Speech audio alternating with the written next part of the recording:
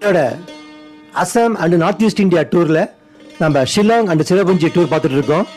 இந்த வீடியோவில் நம்ம சிரபுஞ்சியில் இருக்கிற கார்டன் ஆஃப் கேவ்ஸ் அப்படின்ன ஒரு கேவ் பற்றின ஒரு வீடியோ பார்க்க போகிறோம்.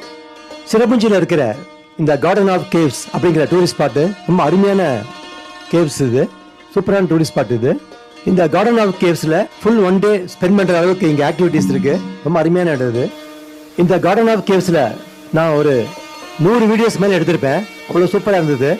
அதெல்லாம் எடிட் பண்ணி உங்களுக்கு ஒரு 25 மினிட்ஸ் வீடியோவாக கொடுத்துருக்கேன். கொஞ்சம் லென்த்தியான வீடியோ தான் இருந்தால் நீங்கள் ஃபுல்லாக பார்த்து என்ஜாய் பண்ணுங்கள்.